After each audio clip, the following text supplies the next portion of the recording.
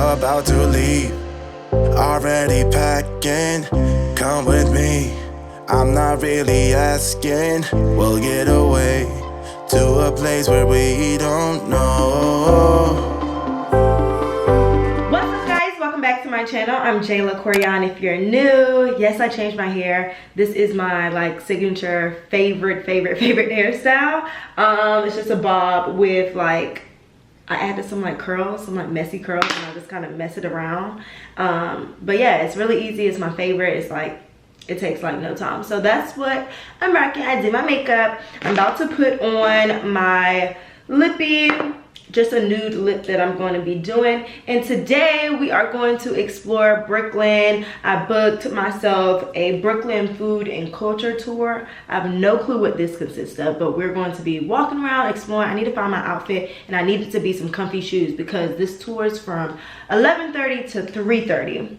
My friend Day from college decided to come down and see me for her spring break, so I planned some really good stuff for us. I kind of have us a little itinerary going on. So we're just gonna be out. The weather yesterday was so freaking amazing, so I'm hoping, fingers crossed, that today gives us great weather to just be out and about, not in the house. I haven't did my makeup in a whole week, and I haven't did my hair or look pretty or anything. I've just been chilling, relaxing, and handling business and stuff like that. So I'm back. Your girl is back. So I'm about to put on my fave lippy. I like to use a brown lip pencil from Marc Jacobs. Alright guys, this is my look. I'm about to find something to wear. Wish me luck, and then we're heading out the house, so let's go. Alright guys, I'm actually struggling very much with my outfit for today because I'm in the process of moving, so a lot of things are just kind of packed up. So the outfit that I am looking at that I wanted to wear, I can't wear because it's 40 degrees outside. It's gotta go. And then I have this neon green turtleneck dress, but my legs were out, so I paired some jeans with it. I'm trying to figure out what coat. Say hey guys. Say what's up, Glam Squad. I'm well, I'm good. Just living life, playing with toys, getting into stuff. My normal routine. This is what my soup looks like. It has chicken in it, carrots, a little bit of potatoes. So that is what I'm about to eat a little bit of. I found that the chicken is pretty filling, you know.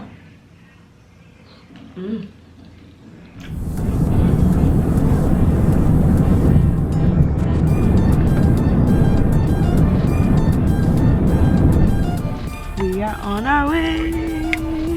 I'm not doing any of that. What? They was just telling me how excited she was, and now when the camera turns on, she's like, sis. But we're about to pull up. Is this it? Oh, thank you.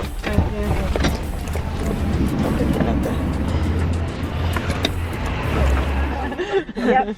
So Greenwich Village, just its name implies it was something different than New York City, and it was. So what happened here is the Dutch came here in the 1600s, started a colony called New Amsterdam, and then shortly thereafter the British came over and took it away, and it became New York City. But everybody stayed on the southern tip of the island, on the other side of Wall Street. There was a wall there, and eventually, though, yellow fever, smallpox, crime, well-to-do folks said, let's move to the country.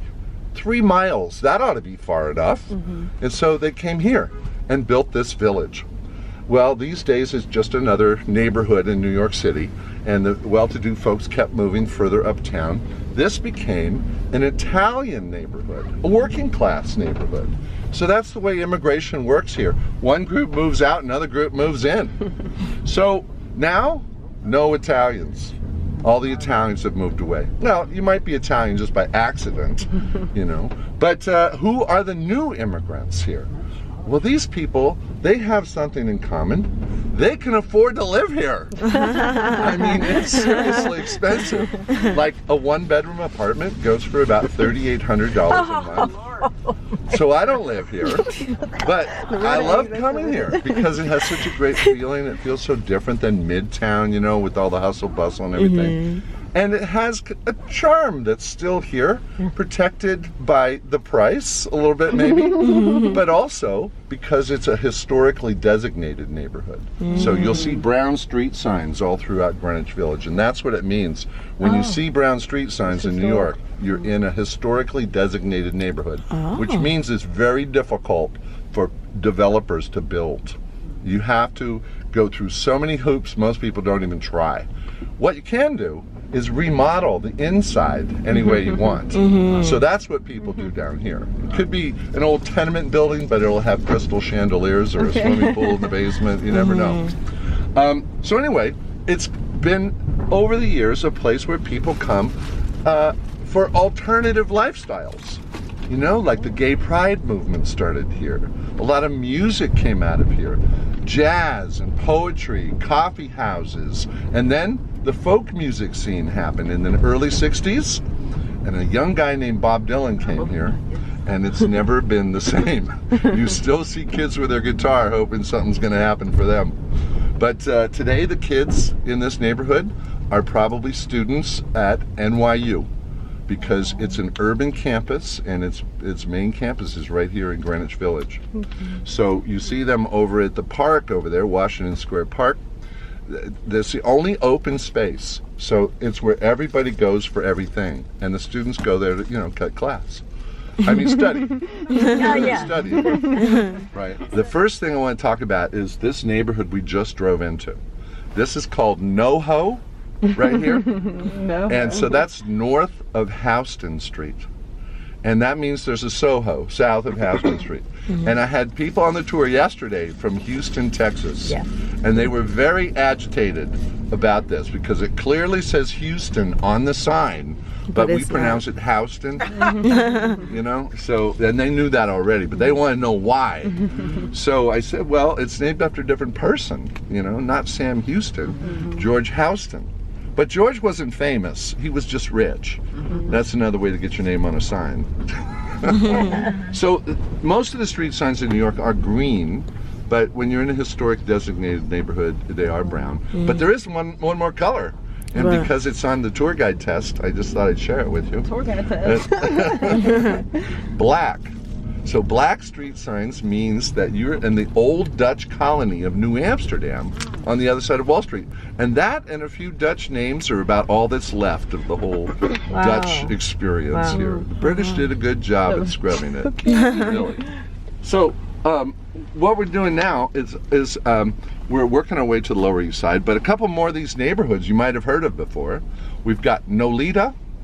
Nolita is north of Little Italy. It's kind of a trendy bar, boutique shop area. And then we've got Tribeca. Tribeca is the triangle below Canal Street, very specific. And a lot of celebrities live there. Robert De Niro's like the mayor of Tribeca. And then I'm telling you all this because I'm leading up to one that's in Brooklyn that we're going to go to today. So, does anybody happen to know what Dumbo stands for? No? Down under something. Down under something. Yeah. Yeah, it is down under. It's down under the Manhattan Bridge overpass. Oh, wow. And that great. is exactly where it is. Now, they were, for simplicity's sake, going to call it down under the Manhattan Bridge, but that's just dumb. So, down under the Manhattan Bridge overpass, and that is our final stop. Coming up on the corner here, there's a mural on the right-hand side here, and it's of Blondie. And what it's doing here is it's commemorating something which is right across the street, directly across the street from us, and you'll see it as we go around the corner. There's a black awning over there. It says John Varvatos, and it's a men's haberdashery, upscale men's clothing store. Well, back in the 1970s, it was a nightclub, and it was called CBGB's, and that is where the punk rock movement was born here in New York City. So Blondie got their start, this grungy little nightclub, along with the Talking Heads and the Ramones and Patti Smith and the Velvet Underground. All of these bands started down here. And in those days, this area was nasty. This street is called Bowery. It's more commonly known as the Bowery. Skid Row, the bad part of town. This is where the Bowery bums lived, and the Bowery boys were the street gang that used to run it back in the 1800s. So they were the law down here. But now it's just another neighborhood in New York City, or in Manhattan, I should say, in particular, because this is the thing. Manhattan is changing so fast, and we're also losing lots of old things. It's like every week we're hearing about another place closed, gone forever. I just saw one this morning over in Greenwich Village. Spaghetto Trattoria has been there for 45 years, closed. So this is the value of what we're doing today. We're going to go to Brooklyn. We're going to reconnect with old New York, ethnic New York, and up to the minute New York at the same time. Great. So we just entered the Lower East Side. This is Houston Street. Okay. Now along this street, we're going to see a couple places that are left from 100 years ago. So in those days, it was a little easier to get into this country as a refugee or an immigrant. You only had to have two things. You had to have your health, and you had to have $20. Then, you know, welcome aboard. But then what? You don't know what to do, where to go. You probably don't speak English. So somebody, just like today, if you stand too long in one place in Manhattan, somebody will start talking to you. So this person would say, you need a place to live? You need a place to work? Come with me. Wow. And you probably ended up somewhere down here on the Lower East Side of Manhattan, because they were putting up these apartment houses as fast as they could. There are 1 million people a year coming through Ellis Island. So different sections. You had Little Italy, which was the largest, but street by street sometimes, or different sections for the Irish or whatever. Everybody jumbled up together down here. But this area where we are right now was the Jewish section. This was the Yiddish-speaking cultural center of Manhattan right here. And now all those folks are gone. They're gone, everyone. So I just want to show you these couple of remnants here that are left from this time period here. Coming up in the next block, the first one we're going to see is called Russ and Daughters. And Russ and Daughters is a Jewish appetizing store. Now, what this is about, oh, there's a big crowd in front today. We'll take a peek at it for a minute. This place opened in 1914. It's all counter service, and it's where you would go to get your Sabbath food or your holiday food. On the left-hand side is all the savory things like herring and lox and cream cheese and bagels. The other side is all sweet. Saved his money. His daughters helped him open this place in 1914. And they own their own building. That's how come they're still here. That's critical because the rent goes up so much. But the last surviving daughter just passed away, 97 years old. Oh wow. So she had a good run. And they're still part of the culture here. Not the Jewish culture, but New York City culture. And then here's the other place I want to show you. Katz's Delicatessen. Wow. This place is even older, and it's one of the last places in Manhattan you can still get one of the giant sandwiches. Corned beef or brisket or pastrami. This kind of sandwich, it takes 2 people to eat it. But it also takes 2 people to pay for it. But then somebody came up with a really great catchphrase in World War II, and it was, send a salami to your boy in the army. And they did a lot, and people still do send salamis all over the world from there. But it was a movie that put it on the map forever. Oh wow. A movie called When Harry Met Sally. Oh, I've seen that movie, yeah. This is where Sally had her big moment. Oh, great. Now, if you don't know what I'm talking about, see me privately. But the lady at the next table was impressed. She said, I'll have what she's having. So the real reason we brought you down here, though, is to show you this street. This is a classic tenement building street down here. This is Ludlow Street. But Hollywood has really romanticized this time period. Dogs, kids, horse-drawn vehicles, produce vendors, Joel Russ pushing his pickled herring down the street, laundry hanging from the fire escapes, little boys running back and forth with bolts of cloth through the sweatshops that were in the front parlor here. Like 10 people sitting in sewing machines in these front parlors. So dynamic, crowded, vibrant, a slum. A slum. There was no indoor plumbing, so behind these buildings were outhouses, usually next to the well. Gross. So cholera, other diseases were rampant. No electricity, so no elevators, dark, cold, hot, everything. So there you are. You went to all this trouble to come to America, to have a new life. You come, find a place, somebody helps you get set up. It ended up probably costing you that $20. But in any case, there you are. Wow. And then you realize, I can't stay here. This is not a place I can raise my family. So what are you gonna do? You gotta move. You gotta find another alternative if you're gonna raise a family here. It's not a healthy place. So that's what we're gonna do next. We're gonna go over to Brooklyn and follow these people. There's a building on the next corner with a red striped awning. That is a museum, and it's called the Tenement Museum. And I highly recommend it. It's unique because it's in an old tenement building that had been left untouched on the upper floor since about 1920. So they do tours of it, and they take you through and show you what life was like back then. Story here, so you get all these people over here, and they get trapped down here, and what happens next? Well, as luck would have it, they built this bridge. This bridge is the Williamsburg Bridge. It was built in 1903.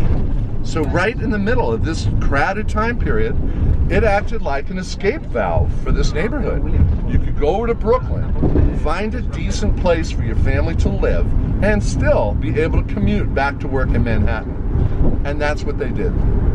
So we're gonna have a really great view when we get out here, but you notice they have 4 lanes of traffic on each side. There's a subway line in the middle, and up above the subway, a walkway. So this is the free flowing of people moving back and forth between Brooklyn and Manhattan. This is the East River. It's what separates Manhattan from Brooklyn. And if you look straight across here, you see the downtown part.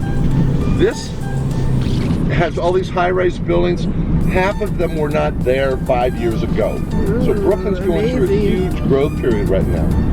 And then over your right shoulder, there's 2 bridges down there. You've got the Manhattan Bridge and the Brooklyn Bridge. And that's Dumbo down there. We'll be there later. Right next to us is the Brooklyn Navy Yard, where they used to build battleships and aircraft carriers in World War II. So Brooklyn, if it was a separate city today, it would be the 4th largest city in the United States. Just behind Chicago in population, 2.9 million people living in Brooklyn, more than in any of the other boroughs of New York City. And it became part of New York City in 1898, along with the other boroughs. So Brooklyn, the Bronx, Queens, Staten Island, and Manhattan. And when this happened, Brooklyn was not happy about it, because they were already a city over here, 250,000 people already here. So they went along to get along, but there was a lot of resentment about it. And it's a sense of independence that still exists today, and we call it Brooklyn Pride. This is the thing I was talking about. And it's a sense of independence, confidence, competence. And Williamsburg has different sections to it. We're gonna take a quick turn through this section. I don't have a food stop here, but I have a good excuse, because today is Sabbath. This is the Hasidic neighborhood. Everything's closed. So we're going to just take a turn through here really quick to show you the contrast from where we were in a very modern city, and then all of a sudden we're driving into a neighborhood where they're keeping traditions that are hundreds and even thousands of years old here. So what we're going to see here is people who came here to escape persecution in Eastern Europe and settled here in just a small little enclave. 60,000 people living in just a few square blocks here. So let's see if everybody's in temple or everybody's out yet. I'm seeing some kids playing around here. But everybody wears traditional clothing here. Like you can see a young man walking down the street over there. This is typical everyday wear. A long dark coat with a prayer shawl underneath and a black felt hat or a yarmulke. But on Sabbath, some of the older men wear a like a cape-like prayer shawl on the outside, and a fur hat. So another example would be there's a Jamaican neighborhood in Brooklyn that has more Jamaicans living in it than anywhere else in the world except for Jamaica. There's a Chinatown in Brooklyn, because of course there is, because Brooklyn has everything. It says that on the sign. Welcome to Brooklyn, we have everything. So when we cross this intersection, we're leaving this, we're going to enter another one, and we do have food in this next one. This one is called North Williamsburg. So we're going to go underneath the bridge here, and when we get to the other side, we're entering sort of an enclave. It's the home of the Brooklyn hips. Coming out of this part of Brooklyn is the man bun. This term? You see that in Portland a lot, right? Portland's a little West Coast Brooklyn. So times keep changing, and times have changed for the hipsters here too. The neighborhood has gotten more expensive, and as long as we're here real quick, this building on the right, this brick building on the right here, this is the public pool, but back in the day it was the public bathhouse. So this is where you would come hopefully once a week or so. Once a week. Oh, man. And they had different hours for men and women. They had still today have curtains around the pools to reflect, you know, as an homage to that time period for different hours for men and women. But today it's the public pool. All they had to do was add chlorine. Okay. There you go. No problem. But other people have discovered this neighborhood. And what they discovered about it is it's close to Manhattan. And it's a 5-minute subway ride on the L train here to Manhattan. So other people have decided this might be a cool place to live, and they have some serious money. So they can afford, you know, tear something down, build something new, live in a high-rise condo, something like that. But here's an example. The Apple store opened on the right here a year ago. On the left, this entire block is all corporate. 2 banks, T-Mobile, Dwayne Reed drugstore, and on the corner, a sure sign of gentrification. Whole Foods. About 8 months ago. When Whole Foods opens up in your neighborhood, something's going on. All right, okay. The rent is high. So the hipsters are kind of on the run. They're moving further, a couple more subway stops out into Brooklyn. Bedford-Stuyvesant, Crown Heights, Sunset Park, all of these places are becoming hipsterized, while this one increasingly is becoming gentrified, right? So we've got 2 food stops here for you. We've got so many places to choose from here. You could eat at a different place every night for 2 months and not repeat yourself here in this neighborhood. So what I want to do is give you an idea of the 2 different kinds of restaurants that are here. So we're going to start off with 2 tastings, okay, before we graduate to some more substantial fare. But here in this neighborhood, we have 2 different kinds, basically. Ethnic, which you would expect in Brooklyn, but also what we call niche market restaurants. And what this is a restaurant that's based around not necessarily a cuisine, but around an idea. So we're gonna go to one of each here. All right, guys. So So you said walk to lack is good? yeah, it's like Japanese or Chinese, and it comes in these like little tubs right here. You can get like rice or like noodles. when there's Yeah, potato in it. and you like add what you want in your little to-go cup or whatever. So that's really good. And then Sweet Chicks is chicken and waffles. It's like a brunch spot. You said it's not? Is it Nas? It's somebody black restaurant. I love black. Yeah, I believe. Is it Nas? I might be mistaken, guys. It's somebody's restaurant. Yeah, we like them to take At the meatball shop, and we're here to taste their food. I've actually been here one time with Morgan. We just got drinks, but stuff on this tour. How have you been liking the tour so far? Yeah, it's been cool. I think it's very informative, and like, you know, I've been to a lot of these areas but didn't really know the history behind it. Yeah, so I'm a real tourist. I like our tour guide. He's funny, and What we're going to do here, first of all, we're going to have tasting here. We're just going to have their classic meatball, and so it's beef and tomato, this one here. Okay, so people that live here in this neighborhood love this place. Hipsters love this place because it's a project when you come here.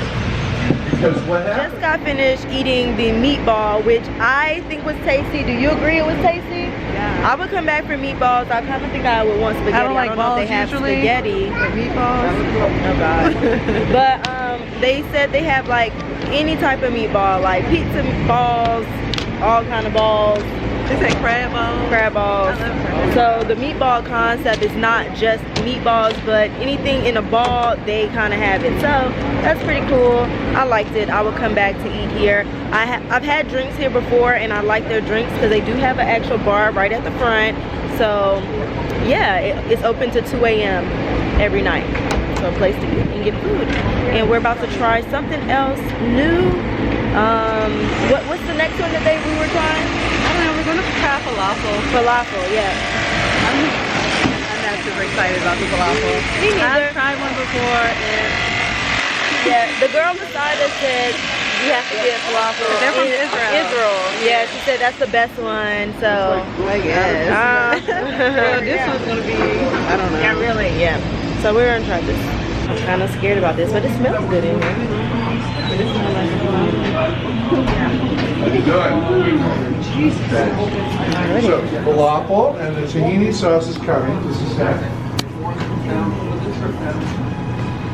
Beautiful. Yeah. And you're supposed to dip it in the sauce. Yeah, so Y'all know, when it comes to trying new stuff, I be kind of, I don't really be liking that too much. Oh, Little Italy.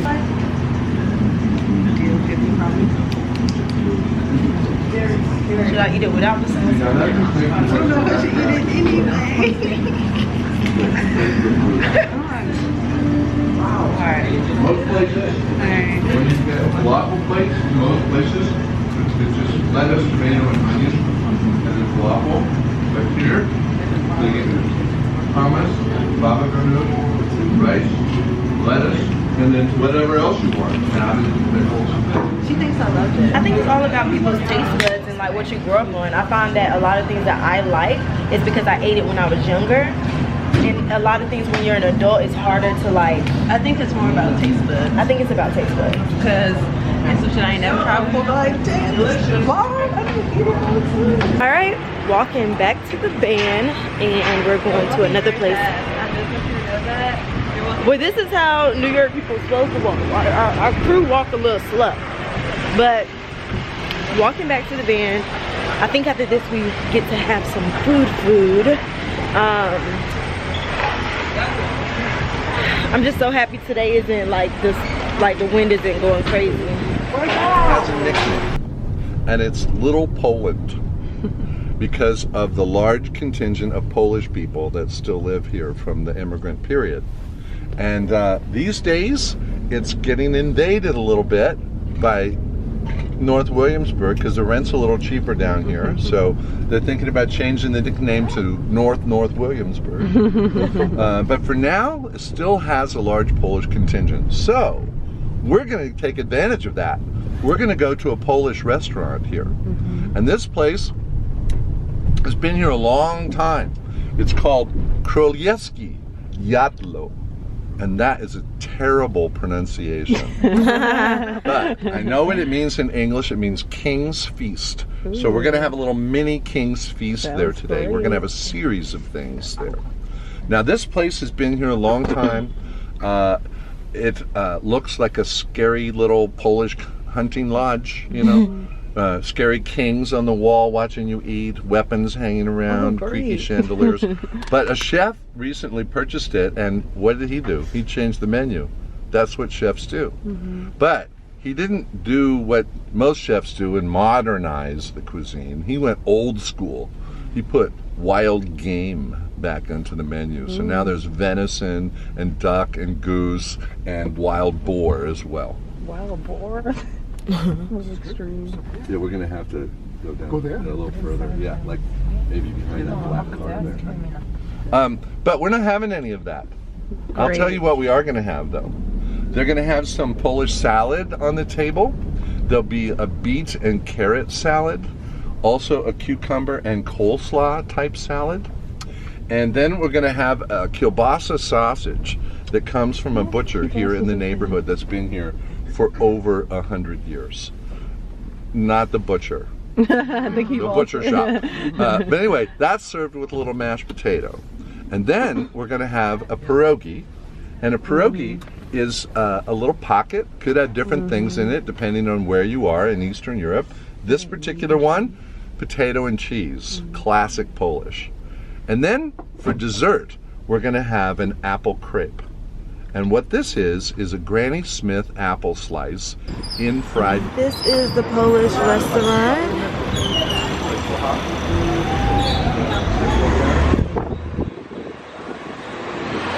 This is my terrible pronunciation, Królewski Jadlo. Okay, this is our welcoming committee. We've got Christoph and Andre here. They're replacing a couple of suits of armor that were here. But you know, they started like losing things, like a jaw. Oh, great! An arm, you know. So these are the new guys. Keep also potatoes, pierogi, meat, and carrot salad. Yum. We'll see. Now, yeah. This is our dessert. Apple crepe. Apple crepe. I'm so excited for this. That's pretty yummy. I've been most excited for this the whole time. I like apples. So. Yeah, me too. I do like how they cleared everything out and then it's a whole new hair for dessert.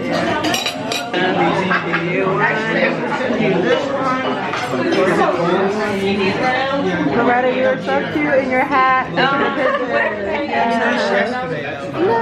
Loretta is home. Always have a conversation. The lady who wears a baseball has a mean dog. Now they're gonna say the lady who wears the balls. Okay. The lady who has balls. So you say you're originally from Brooklyn? Yeah. When did you move? Okay. I was 22 when I moved. They're good. Born and raised in Brooklyn, and then got married. You never came back? Well, that's of course. It was nice green point. Yeah. We're out of here. So the Polish place was cool. I liked the dessert. You did?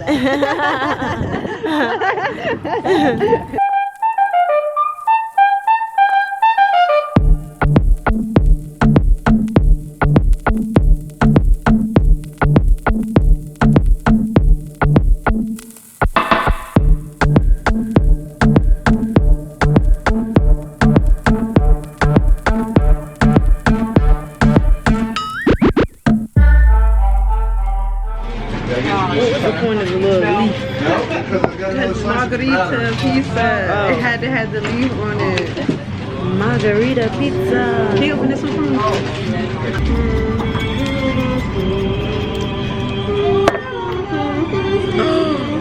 That's not what I wanted. This was Step Brothers. This was Step Brothers. We are now getting dessert. Okay, they have everything in here. This is all made from scratch in the back. Yum, yum, yum. Lots of people in here. You know, it looks like a park from the other side, but this side you can tell it's a levee or a dike or a barrier. Because when Hurricane Sandy came through here, it deposited 6 feet of water in the streets of Dumbo. So they're hoping this thing will discourage storm surges from coming into Dumbo. Oh, really? We'll see how well it works. Yeah. You know, next time we have a hurricane. But now in a second you'll see the piers I'm talking about. Some of them here with the blue roofs on them. These are all recreation down here. So what a great improvement to this waterfront here. Right in front of us here, you can see, as we go around this corner, you'll see the Brooklyn Bridge right in front of us. This bridge was built in 1883, or finished then, and that was the first time you're able to come over to Brooklyn in another way than a boat. This was called the Fulton Ferry Landing down here. And before the bridge was built, that was the only way to get over here, was on the ferry. And the ferry still comes here. But now we have several bridges that cross between the two. You could spend the whole day or afternoon down here. There's always something to do. Shops, art galleries, events going on all the time. And this is also a place where people come to take their wedding photos, to do fashion shoots like Vogue and Glamour and other fashion magazines. You know, the latest hip-hop video is going on down here. Also events of all different kinds. The Brooklyn Flea Market is down here on Sundays during the good weather. So, all right guys, we are now in Dumbo.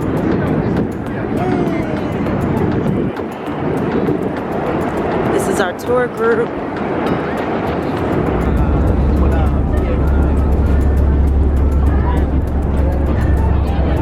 This is such like a beautiful view down here in Dumbo.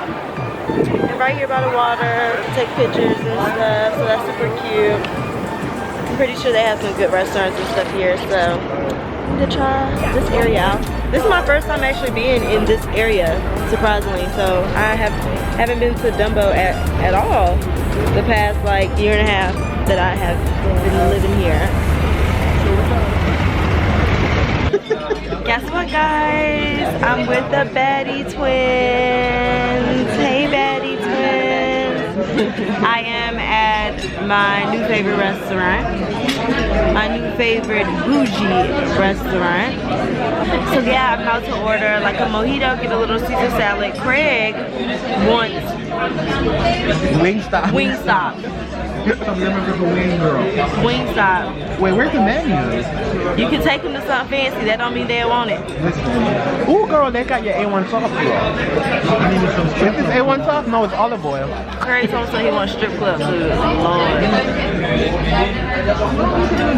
I took a nap earlier, so I'm still a little like just waking up. So give me a sec, y'all. I'll get it after this. Y'all, you cannot take these motherfuckers to an expensive restaurant. They acting crazy over the bread. I can't take it. We cannot eat bread. Oh my god. Is it warm? Oh, y'all taking on it. Oh my god. Carrie is cheating on his keto. Ain't no keto. No, I'm not eating. No, wait, guys. He quit. No. Gary quit tonight. Hoti. Let me see.